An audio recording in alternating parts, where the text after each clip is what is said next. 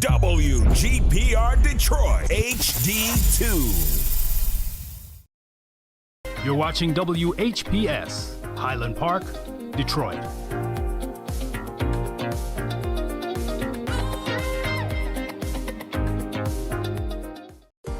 The views and opinions expressed on the following show are not necessarily the views and opinions of WHPS, its affiliates, management, or sponsors.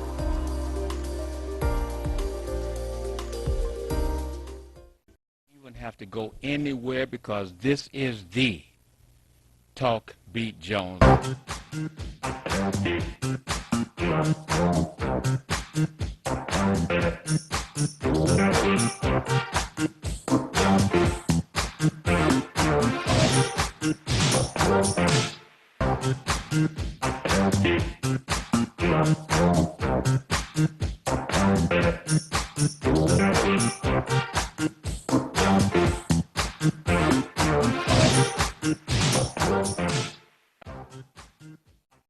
This is the Talk Beat Jones, and I am Billy E. Jones, and want to thank you for being with us today.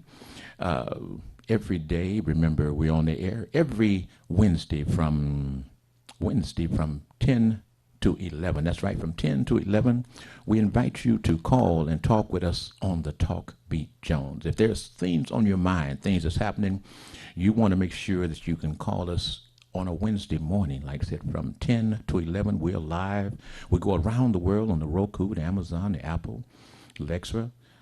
Let's call it the Facebook. And remember, on a Sunday from 8 to 9, you can check us out again. And also, you can go to TV 33 on demand, and you can go through there and you can see us, pick us up.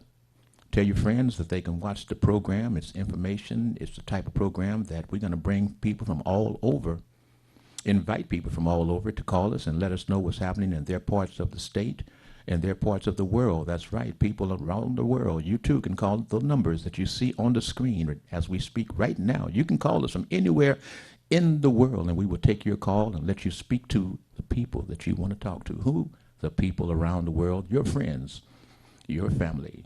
And we here from Detroit, Michigan, from the studios of WHPS, WHPR, TV 33, Mr. R.J. Watkins, Mr. Henry Tyler, we invite you to love this program today on this wonderful, beautiful day. Wherever you are, it's a wonderful, beautiful day. Why? Because you are able to do what? You're breathing. You're living. I don't know what your conditions may be, but God has given you the ability to make a difference today. Start off by trying to put a smile on your face, even if you are kind of conflicted with a smile. Go ahead, put a smile on your face, and let your mind feel free today on the Talk Beat Jones. People, once again, we're not here with my co-host, Miss Michelle Broughton. We're on a week-to-week basis in terms of getting Miss Broughton into the studios, but we'll wait if it takes us all year long. She's been with us for, 3-4 years now? And we'll wait to get her back into the studios when she has the ability to be here. But we're still getting the reports, and we want you to know that we love you, we appreciate you, and we respect you. Well, starting off, I want to report one thing very quickly. I want to give a wonderful understanding to Mr. Malik Shabazz. In time past, I would know I'd get a call and we could talk about this. I'm not sure about this at this joint in life, this juncture, I should say. But I want to let you understand that as we go about and we have situations happening and we deal with the police and we have people that say that the police is doing all that they can to help us, and some people say they're not. In this situation here where we had a lady that was missing, and the person, I'm not trying to give you all of the details. Hopefully someone from Minister Malik Shabazz's camp will call and give us the details. But at any rate, the lady was missing, and a person, again, I'm not sure if it's a family member or someone was just keeping the children was wondering where this lady, where she's located, what's happening to her. She got 3 kids and they can't find her. The guy that she's with is not being really upfront. The police that she's gone through is not being able to give her the type of information nor making the moves that she feels is comfortable, that they're working to try to really, front door, really to try to find where this lady is located, what's happened to her. So what does she do? What does she do? She could not get the cooperation from the police department, she stated. Who did she call? She called Minister Malik Shabazz. And for those who don't know, Minister Malik Shabazz, of course, has been out here looking for missing people, murdered people, people who have, well, there's rotten meat in the stores, etc., all these various different things. And also, this TV station that we're on right now, Minister Malik went on a 18-month fight, 18 months of demonstrating, walking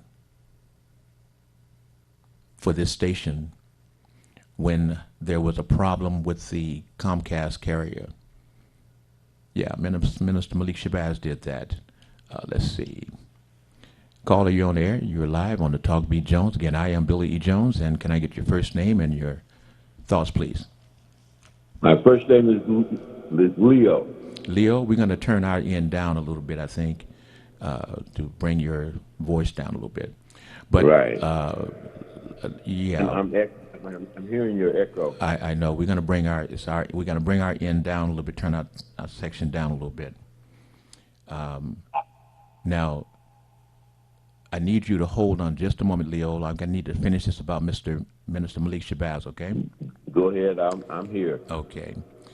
So what I'm saying, family, is that Minister Malik Shabazz was called on by this young lady because she could not get the proper help she felt from the police department. Minister Malik Shabazz answered the call, and what did he do? What happened once Minister Malik Shabazz got involved with this case? The bottom line is that he used his contacts. They got on it, and the bottom line is that they found the lady. They feel that they found the lady. It's not been confirmed, but they feel they found the lady in garbage bags, cut up. And it was on the investigation prompted from the lady to Minister Malik Shabazz, and through his connections and through his efforts of going out, seeing the situation, analyzing, and then using his contacts in the police department to have them go out, do the search warrant or do the entrance situation, and found the lady dead, cut up. Well, we still don't know if it's her. This is Minister Malik Shabazz, y'all. And I just want to say to the folks that as I listened to the Superstation and as I listened to the story, I want to say to those folks out there who call and want to speak about their issues, their situations, and the things they're doing, hey, fools, sometimes it's not about you. Sometimes you have to step back and give the glory to other folk, especially when they've done what you couldn't do and what you chose not to do. And for the folks who have all been negative and speaking on the negativity toward Minister Malik Shabazz, that's okay. He's a big man, big shoulders. He knows exactly who he is. He knows about his dedication.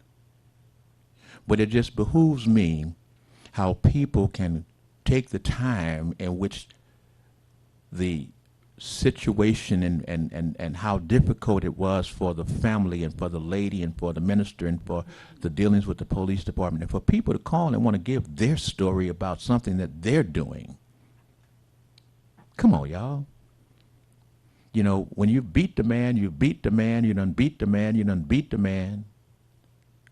And when he is able to pull off a miracle, How many people are missing that we never find?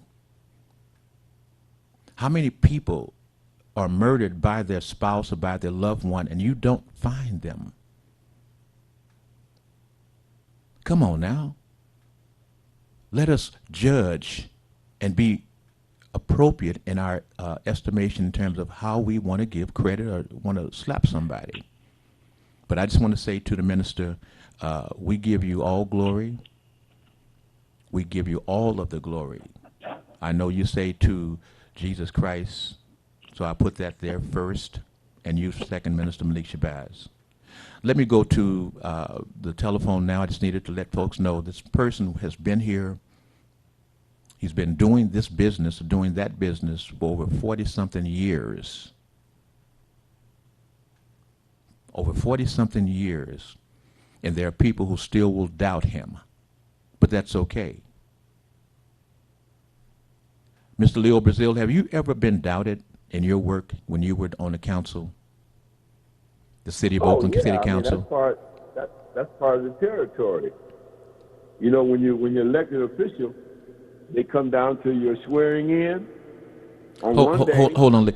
And the next day they come back and swear at you. Is that us? Can we do anything, Tim? I'm hearing. What's the? Hold on. We're going to do a slight adjustment. Speak now, Leo. I'm here. Okay. But I'm still hearing the echo. Okay. Yeah. We're making an adjustment. I've got the. Okay. We gonna speak now, Leo, real quick. You guys have me. There you go. In a tunnel. Yeah. Is that better? That's the best we're gonna be able to do for you right now, Leo. All right. I'll just tolerate the echo. Okay. Now, what were you saying? What was your question? The question was about, had you ever been questioned about who you are, what you're doing, or who you're representing while you were on the City of Oakland City Council? Oh yeah. I mean that comes with being a black man. First of all, you're gonna have people perceive you as dangerous, or in the council I was considered militant because I was coming out of that Black Panther, era, and they didn't want militant, plain-spoken people like me on. Just like you like me to come on the program and tell everybody I think a third of the people in America out of their mind, and now it's true. So when I used to say things like that on city council, especially white liberals would always castigate me and lie about me, about what I said or what I did or whatever. Okay. You know that. You were there. Yeah, I mean, but see, that's one side of the people, but I know that you were loved, that's why you were elected, that we loved where you were coming from. We loved that Panther patronage that you had and that you brought to the council and that you brought to the community, and the way that you fought. We liked the fact that you were not orthodox and went along with the okie dokie. You spoke for the folks, and we respected you for that, and that's why you're older slightly than I am, but to me, you were a hero, a role model for me growing up, being there, seeing what was happening, and it was an honor when you joined the Soul Beat telecast. So that's where the folks were.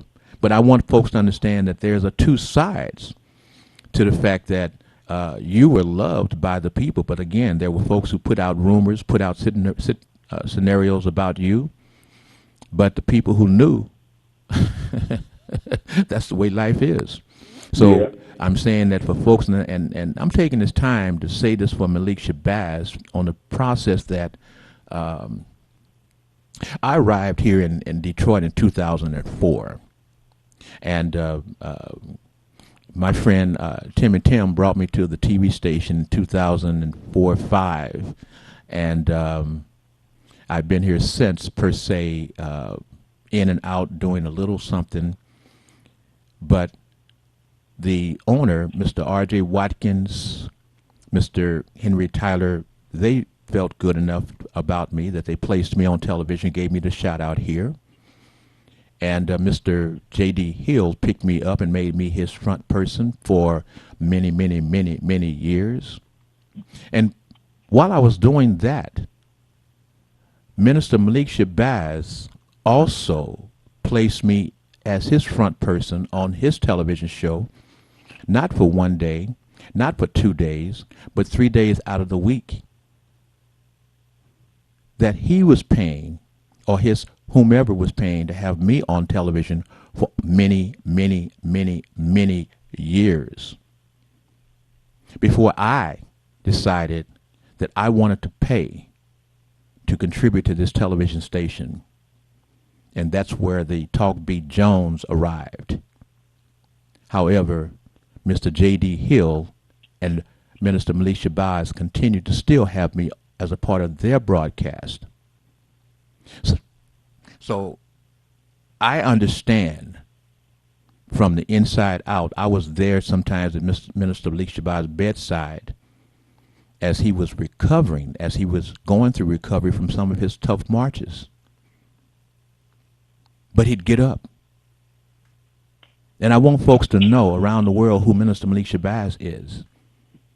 So when you hear the name Minister Malik Shabazz and you hear some persons having something disparaging remarks about Minister Malik Shabazz, you look them in the eye and you say, you don't know that man. You may have heard the name, but you don't know the man. I'm through with it. But I just needed to let people understand that Minister Malik Shabazz is a complex individual. And he does a lot for people on the right side. He does a lot for the people on the left side. Because in the middle, he deals from the concept of love. You don't know nothing about that, do you, Mr. Leo Brazil? Yeah, I do. What do you know about? Because, you see, as a politician, every time that means you have to take issue. And so there's issues. In any issue, you take a side. A side means there's 50% on one side, 50% on the other side. Okay. So if you happen to be on the winning side, that maybe 50.1 is on your side, but that means also 49.9 hate you. Mm-hmm. Okay. And so back and forth, as for politicians, whatever issue we're on, we have to be nice to our colleagues who voted against us because we may meet them next week. Whereas if you're an activist, you usually have a power structure or something that you're going to be consistently opposed to, and you don't need them to ever come your way, so you can be militant and striding with them, you see. So are you saying that when you're an activist, you are not really concerned about what is happening or relationships with other groups or other folks? No, I'm saying you're not concerned about the opposition that you're going against. Okay. You want other groups to be with you in opposition. Mm-hmm. But if they're not, they're neutral. They're not involved, so you don't care. But if they end up with the establishment against you, then you got to call them out. I'm sorry. You just, you got to call them out, but not be vicious or talk about violence, but just say, oppose your position for these reasons. Mm-hmm. Mm-hmm. Okay. Now, before we take the commercial break, I do want to do this real quickly. We have the folks out there that are going through the process with this virus, and they're talking about we're talking about the Omicron.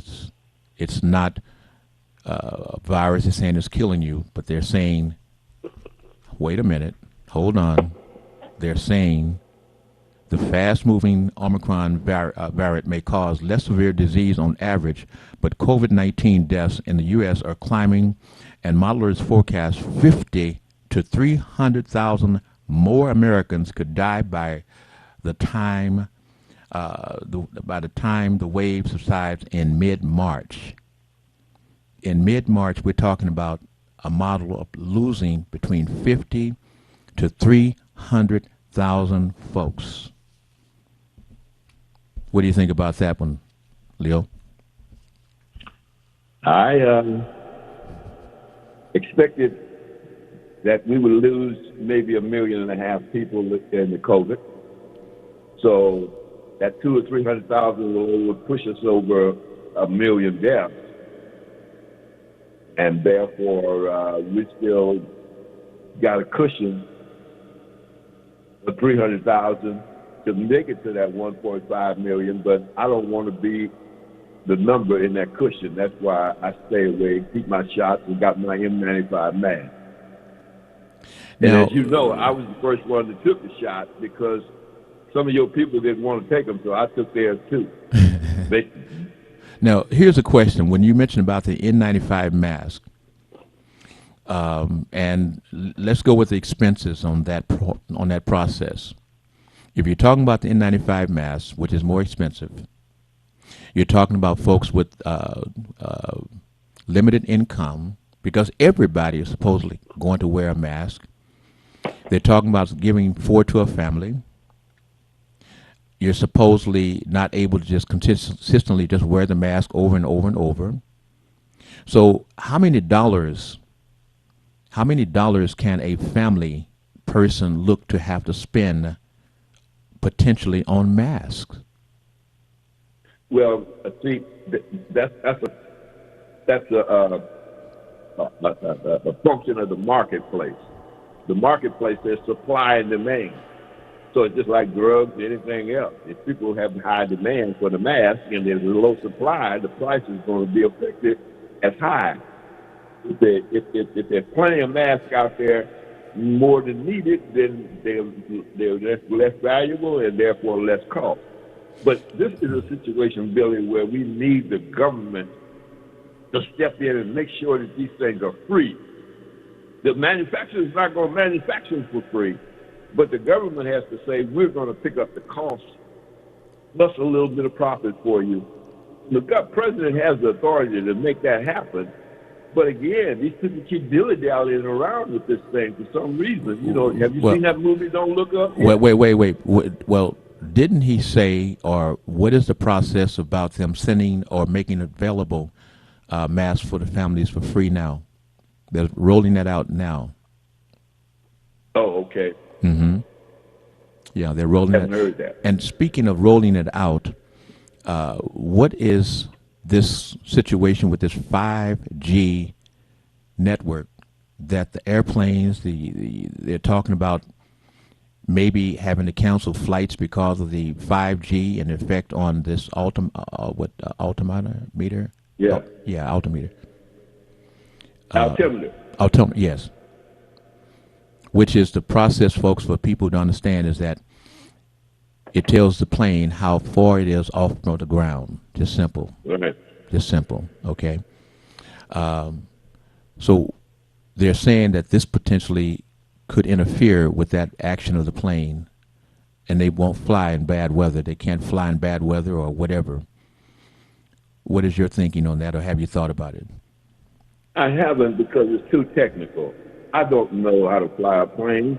I know what the altimeter is and what it does. I was in the Air Force. So what I'm saying, though, is that the lawyers, which I am, will tell the airlines, you better jump on somebody just in case one of you planes fall and people can try to sue you. You at least have said you are concerned about this.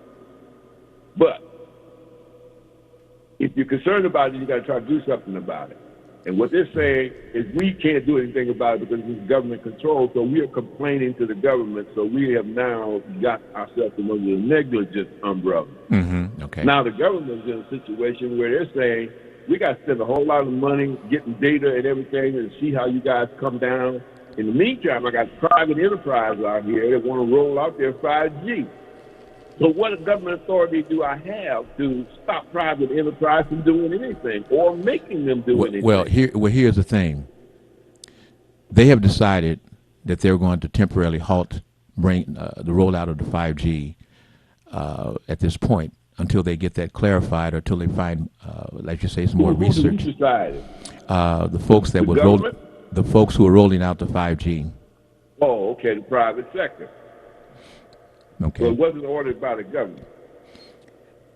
We can go to the research and give you all of the facts of that shortly if that's necessary, but I'm just saying simply that one, they were going to roll out the 5G today.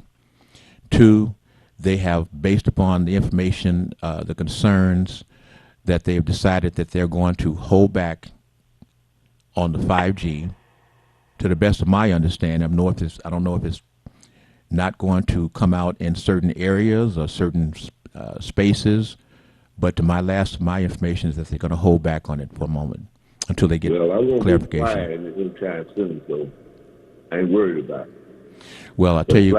It's like the 2K. Remember the 2000 thing? All the computers was going to shut down? Yeah, because, I mean, and it didn't. Yeah, because I went and spent all my money getting all my supplies. Went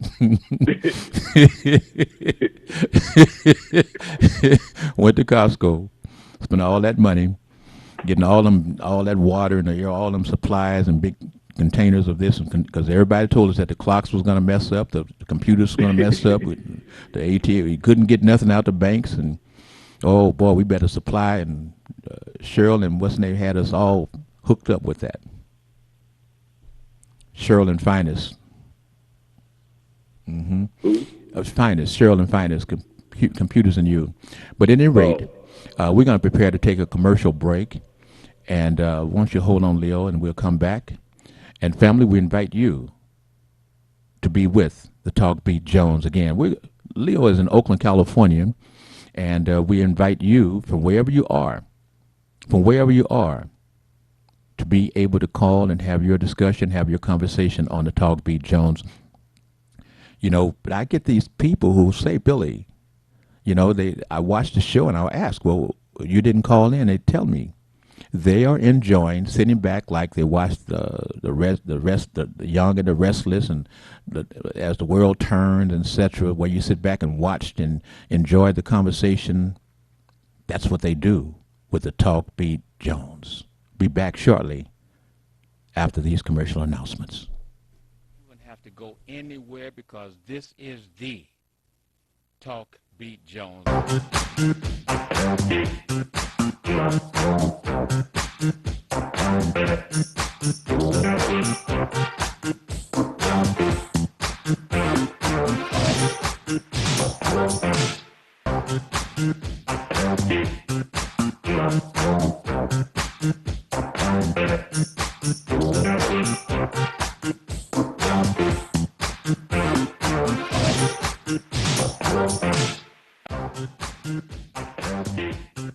Hi, this is LaWanda. This is R.J. Watkins. Coming to you to bring you some information about the #1 detox in the nation, Lemon Burn. Lemon Burn helps to turn the fat into fit. It's for you, a happier, healthier you. Because you know healthy is the new beautiful. An all-natural way to improve your health. It promotes a healthy digestive system, attacks and reduces belly fat, as well as gives you energy. Need to get yours today. Call 313-868-6612. Don't forget to exercise and eat right. The environment is so friendly. Always feel like home. We have so much support from the staff. You meet people who are like you. I always had a passion to help others, so this is the perfect place for me. You're not afraid to reach out. Flora Kiwang, Cameroon. Maklit Shonga, Ethiopia. Javed Khan, Bangladesh. Dennis Kerr, Bosnia and Herzegovina. They give you what you need for the future. Justice for Mario Willis. Truth. Facts. Evidence. Matters. Log into justiceformariowillis.com. Read for yourself.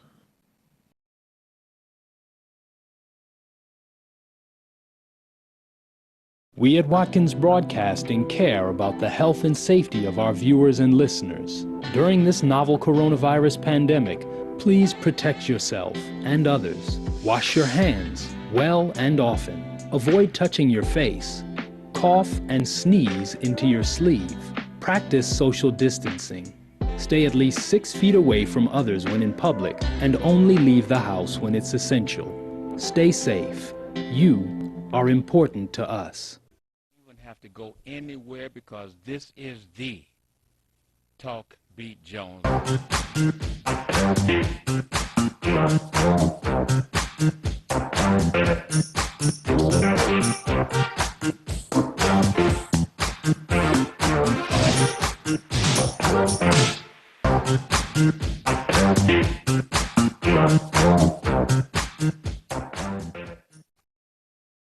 All right, we're back with the Talk Beat Jones once again. I am Billy E. Jones, and again, family, remember we're on the air every Wednesday from 10 to 11 a.m.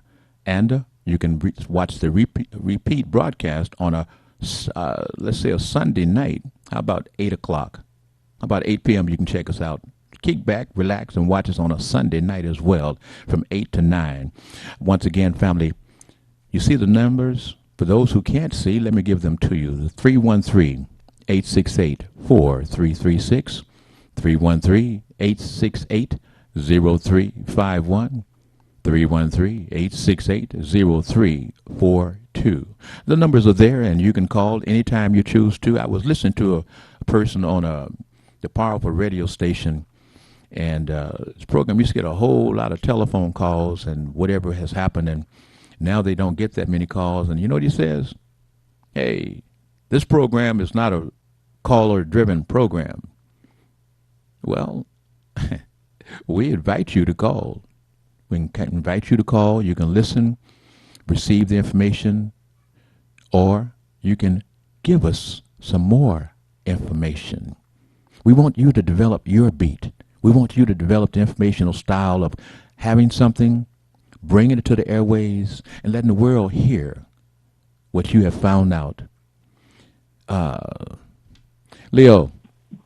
Yes, sir. Did you ever have a situation at the city council whereby did everybody have an office? Yes, eventually. Yeah. And did you guys ever have any disputes about who should have what office, or from one election that person is gone and the office is now there, and who's going to get that office? How did that work out? No, we didn't have that problem. When you came on the city council, you took the office of the person you replaced, because the offices were set by district, and they were all the same size for the council members. The mayor had the bigger office, separate office. What about the council person who was at large? Same. So all the offices were basically the same? Yes. Y'all there was eight council members, so we had 8 council off on one side of the hallway. Okay. And then on the other side of the hallway, the mayor's office and all of his staff was on that side. Okay. Well, I can say we here understand that there was some little squabble. I said word incorrectly on purpose. A little scrabble about who is going to get a certain offices in Detroit. Is that typical, or? Well, I don't know. See, again, each city different. Mm-hmm. When we started off as council members, we had all 8 council members in one office, which is off the council chambers. And that didn't work. When I came on the city council, I said, "Oh no, I need an office." No. And when the earthquake happened, we ended up having to reconfigure the building, and that's when they created the 8 seats for the council members, and they were all the same. So Detroit may be like Congress. The more prestige you have, the bigger office you get. Okay. Thank you for clarifying that. So the possibility, because I have no understanding of how that operates. That's why I'm just putting it out here and asking the question, saying there was some controversy, which I won't go into, about the allocation of office to whom, and is everybody happy about receiving that particular office, or was there a dispute about it? Well, whatever it was or whatever it is, apparently it has been handled, and we're moving forward from there. But these are just little things of being involved in a new setting, new situation potentially, and just working some of the glitches out, because we're looking for our council people to be strong. We're looking for our council people to be responsive to the people, and we're looking for our council people to be morally unbroken. And speaking about being morally unbroken, here is the situation with one of our city council persons of the past who is in trouble. Andre Spivey, lawyer, calls feds vindictive. Defense contends that ex-councilman tried to cooperate with probe. This may be a lesson for other folks who are serving with people in certain situations, and you're trusting that, you know, whatever you do is going to be behind closed doors and nobody's going to know but you and possibly somebody that you trust. Well, here's what happens to the folks that was going to or trusted Mr. Spivey. Former Detroit City Councilman Andre Spivey bought 4 sport jackets to be fitted with recording devices and agreed to wear sunglasses with cameras to use a cell phone carrier that doesn't require subpoenas, all in an attempt to cooperate with a federal corruption investigation, his attorney wrote in a Tuesday memo. Do you think that any of your colleagues would do that to you, to the other colleagues, if they were dirty? You asking me?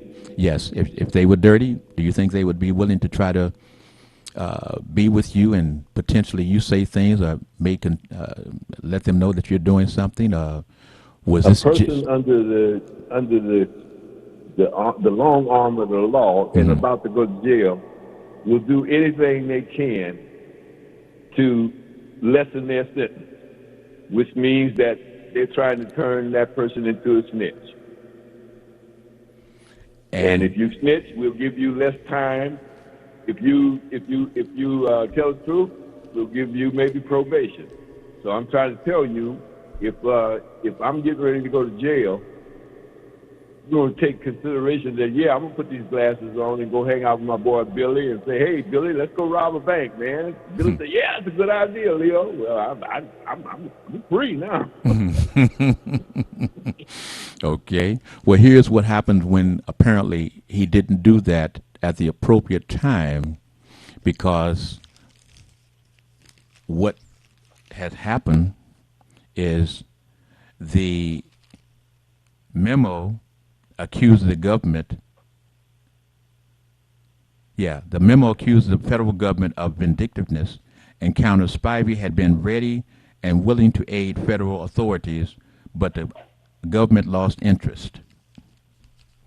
Why would that happen like that, Mr. Leo? Why would they lose interest and no longer? I have no idea. I don't know the depth of the investigation. A lot of times they want to keep the investigations quiet because they're after bigger fish, and they don't want them to know that they're on the trail. But they already had the information on Spivey. Yeah, but they are. What if you got one of Trump's people, and you expect them to help you get to Trump? Then all of a sudden they decide they're not going to do it. I think that happened in one of the cases with Trump. But as soon as the government can't get that one person, they're not going to give up on trying to go after Trump. They're just going to be quiet and go after somebody else until they can get somebody else they can squeeze or put the squeeze on. So when you mentioned Trump, let me ask, with all of the different legal situations and the different potential situations that they're coming up about his dealings, how can Donald Trump still be in a position to be a candidate potentially for to run for president again with all of his legal issues? Well, just because he's got legal issues, that don't mean anything. To him, a billionaire, he's had legal issues all his life. That's why he has a battalion of lawyers. And so in this case, why would you admit that I'm potentially could go to jail saying, oh, I'm going to try to lay low? No, you say, I haven't done anything. I'm going to live my life just like it's normal. Everybody act normal. until the last minute when they finally tell us you can't come, you can't run, man, because they got you. Now he's saying there's nothing to get. I'm planning my campaign for 2024. I don't know what y'all doing with all this jail stuff y'all talking about. We'll let my lawyers handle it. And they go stretch things out, delay. His name. That's justice is delayed is justice. Well, let's look at moving forward here just for a moment. You are familiar with Lil Wayne. You are familiar with Kanye West, just to name a couple. I don't know their music. Okay, but you know the people, right? Yeah. You know their influence. Lil Wayne is from New Orleans, where I'm from. Okay, but you know the influence they have with the general population of folks and their fans, right? Yeah, young people. Young people. You know, old people like me probably know Lil Wayne with all them tattoos on his face. Well, see, y'all, you know, people like you are not in the marketing plan. But the reason I asked the question is folks may have forgotten that Lil Wayne and Kanye were Trump folks. You remember that? There's nothing wrong with that. Nothing wrong with that. Yeah, I'm just saying that as we are going through the process now, you see Kanye is getting all of this great press, because they say even negative press is great press as long as your name is out there. That's right. And so he's getting more powerful. He is getting more powerful.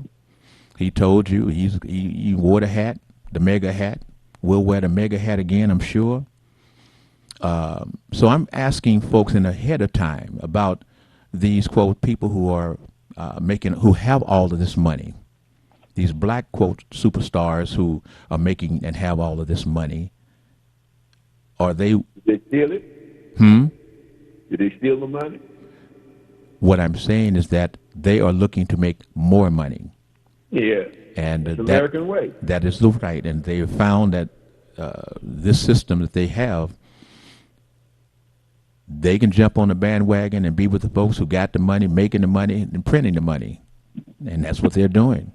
So, yeah, what's wrong with that? What's wrong with that is the fact that the folks that they have as fans are automatically, if they are saying that they are with a Trump person, then you have folks that potentially will give Trump an extra look. So, did I hear you? Did I hear Mr. Leo Brazil in Oakland, California, an attorney, former Black Panther, was still Black Panther, teacher, and all of the rest of the things, and his word is so.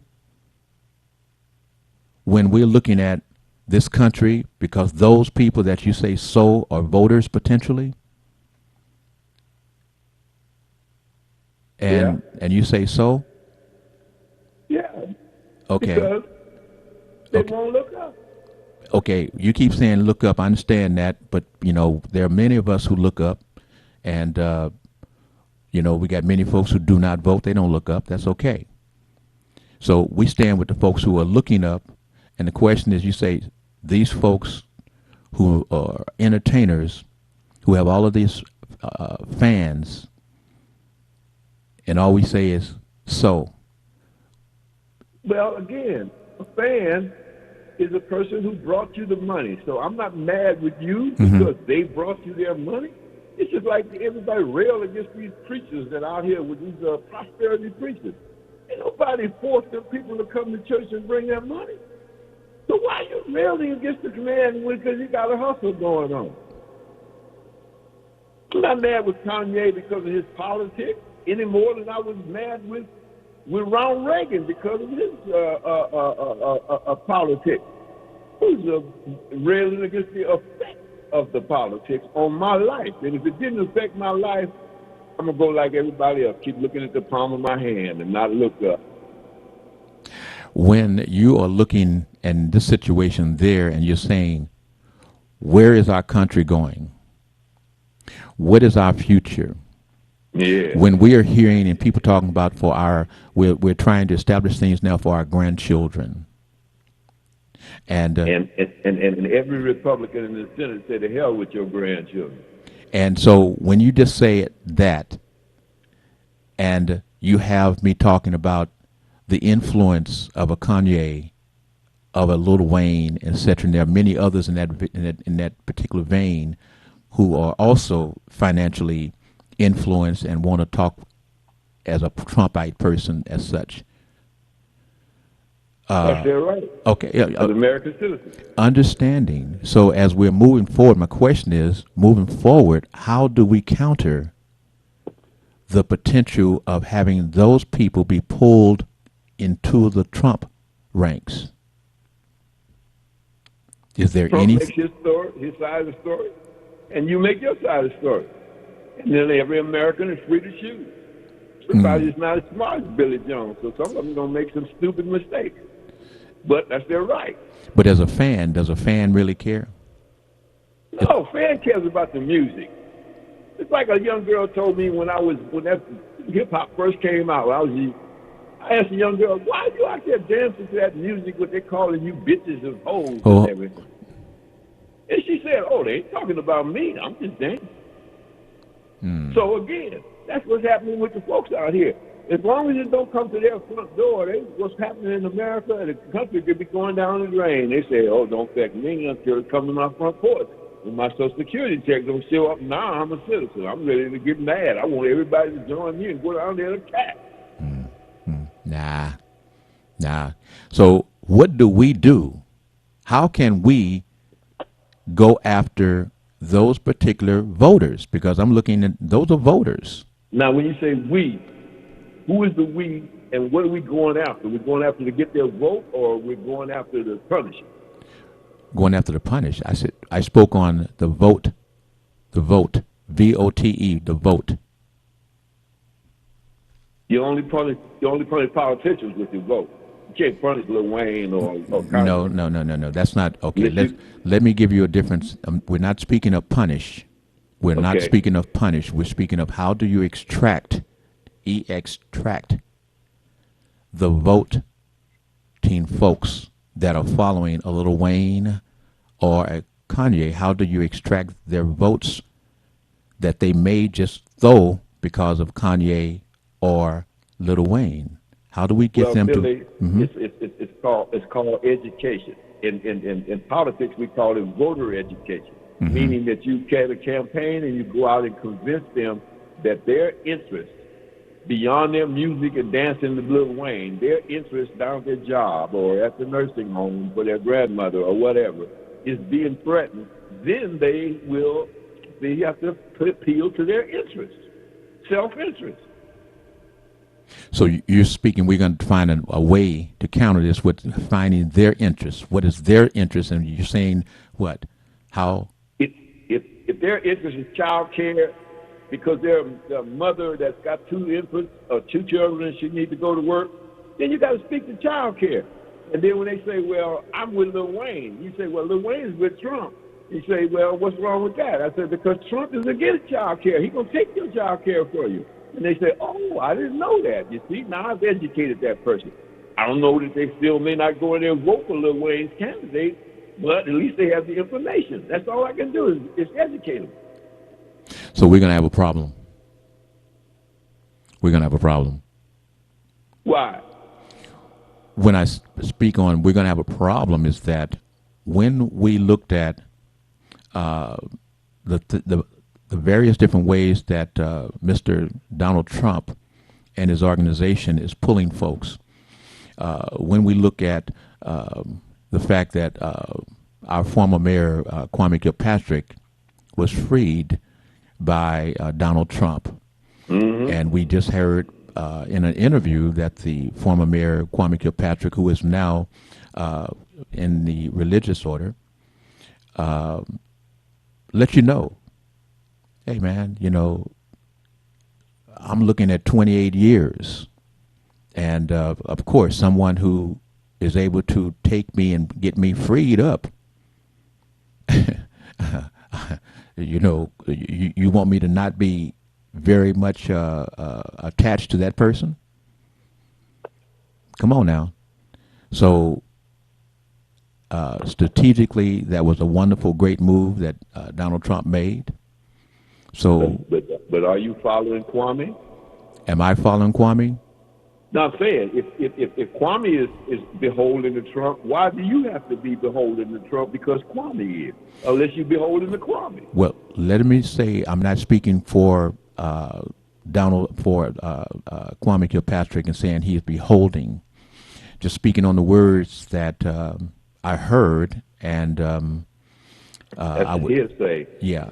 So I would say that he feels very probably warm towards Donald Trump potentially. How that's going to play out in the future, I have no idea. Right. But I know that if I was sitting on a 28-year sentence and no one is able to get me freed except for Donald Trump, I'd have to be very much. Well, let's reverse it. What if you facing 28 years? You got 28 years to go, and I tell you, you don't have to do that if you give up Donald Trump. What do you think is going to happen then? That's the Smith situation we just finished talking about. So Kwame Kilpatrick is beholden to this man because he ought to be grateful he let me out of 28 years. But if I was facing 28 years and he was the one that they was trying to get, I'd give him up. Okay. Now, when you say that, you look at all of the folks who've been subpoenaed in terms of dealing with Donald Trump, and they're not giving him up.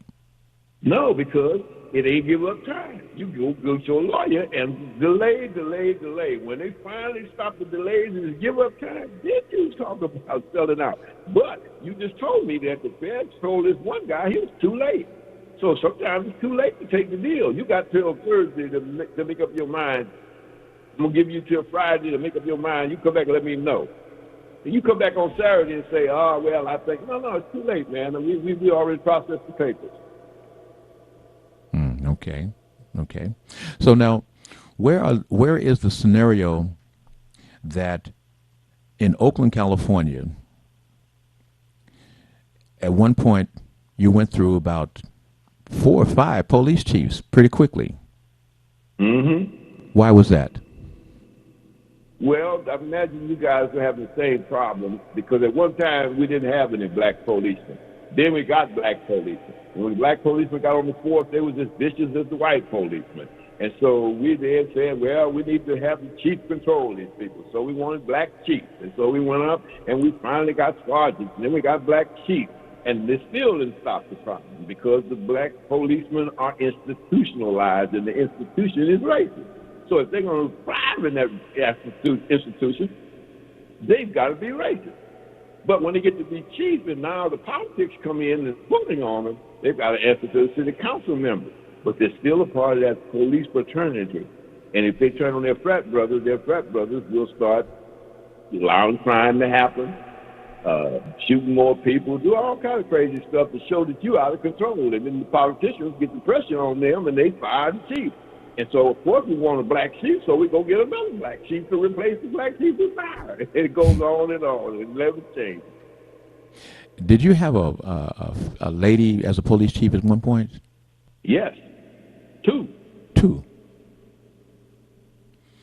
And that didn't work out. Well, one of them was just temporary. And she was just in the spot because she had retired from San Mateo County. She was just holding the spot until we could pick a chief. And then they picked the chief, and that chief happened to be a female. And that female was the permanent chief. She eventually got fired. So she was the second chief. There was the first chief that was temporary. She was the second female chief. And then she got replaced by the temporary who was the first one. She came in temporary again until they could pick the present chief. And in that cycle of the 4 or 5 police chiefs, how many of those were black? All of them were black except the 2 ladies. The 2 ladies were white.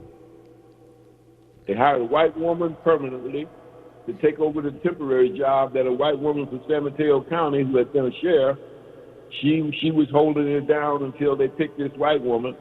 This white woman got in, and she was supposed to do some things, But that pressure from the Oakland Police Officers Association, which is the real power dynamic that you got to deal with when you talk about police. Okay. Police Association. Real quick, you had in Oakland, whereby the police persons had to live in Oakland. No. You said no. We couldn't do that. It was unconstitutional. City government didn't have that power. The state stripped us.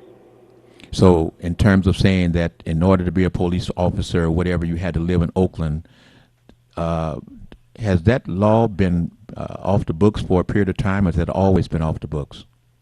It's always been off the books because we could not, there was no law, Billy. There was a suggestion that we make a rule local government-wide. Okay. For our Oakland police. The state came in and said, no, you can't do that.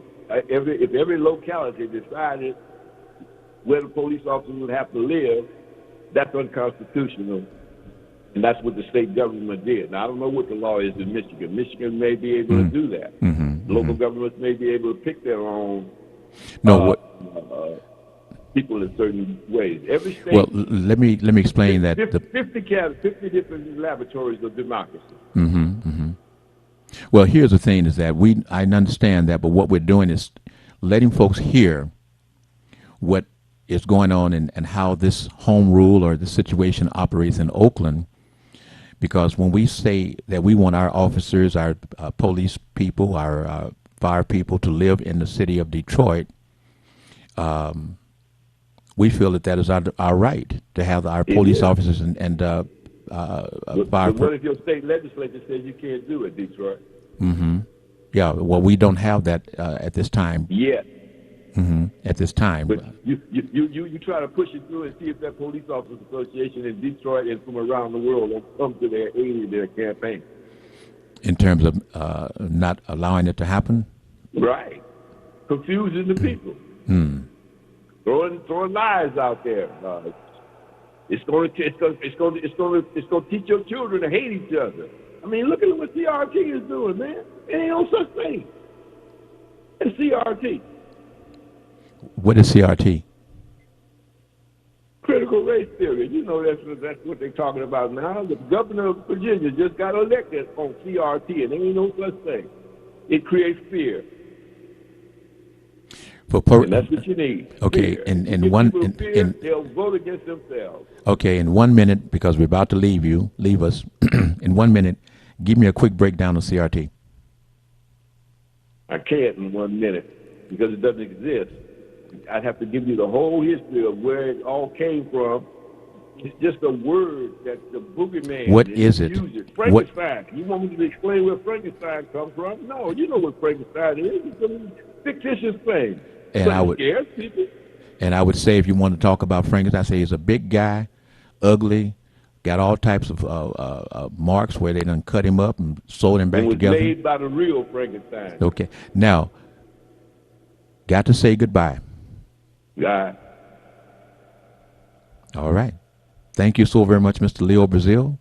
Love you, brother. Love you too, and hopefully we'll do it again. And Michelle will possibly be here. Like I said, I don't ever know, because she's working for the people. She's taking care of business, and she's a warrior. She's a warrior, and we've been working with Michelle like that for almost going on 3 or 4 years now. And like I said, we had State Rep Isaac Robinson was going to be a part of the team, and he died of COVID, and Mr. Wilson as well. But I got to get ready to get out of here. Thank you very much for being with me, okay?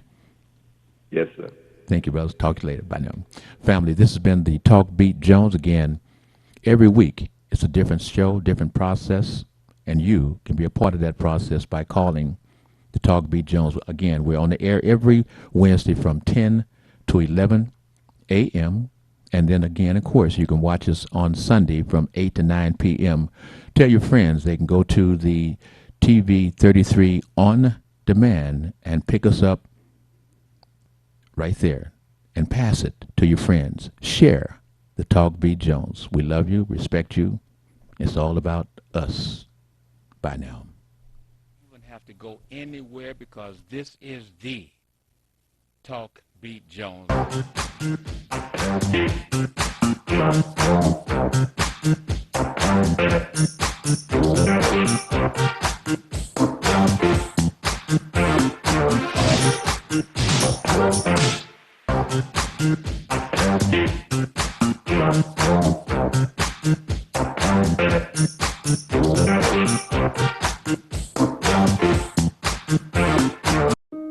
WGPR Detroit HD2.